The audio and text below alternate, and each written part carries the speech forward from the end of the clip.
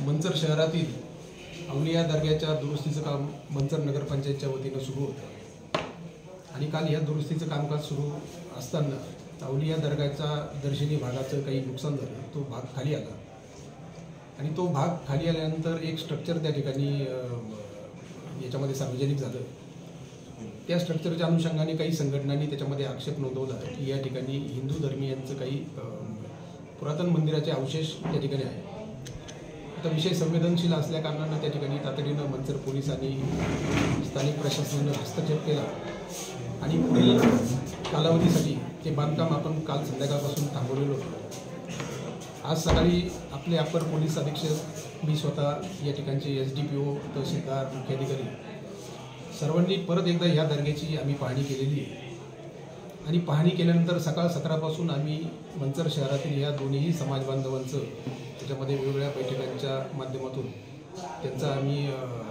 म्हणणं ऐकून घेतलेलं आहे, त्यांच्या समस्या जाणून घेतलेल्या आहे आणि त्यांना प्रबोधन करण्याचं काम केलेलं आहे।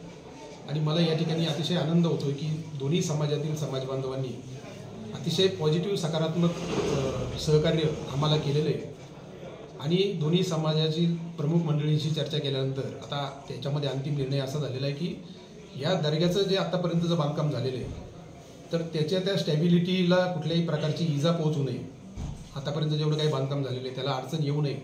म्हणून टेम्पररी स्ट्रक्चर आणि दोन समोरचे जे काही दर्शनी कॉलम आहे या दोन दर्शनी कॉलमचं कामकाज नगरपंचायतच्या वतीने आपण कायम ठेवतोय आणि दरम्यानच्या कालावधीमध्ये ज्यांनी आक्षेप या बाबीला घेतलेला आहे त्यांना त्याच्यामध्ये संधी असणार आहे की त्यांनी त्यांच्याजवळ असणारे जे काही पुरातत्व काही दस्तऐवज असतील किंवा काही त्यांच्याकडचे पुरावे असतील तर ते त्यांनी कॉम्पिटंट कोर्टामध्ये सादर करावे,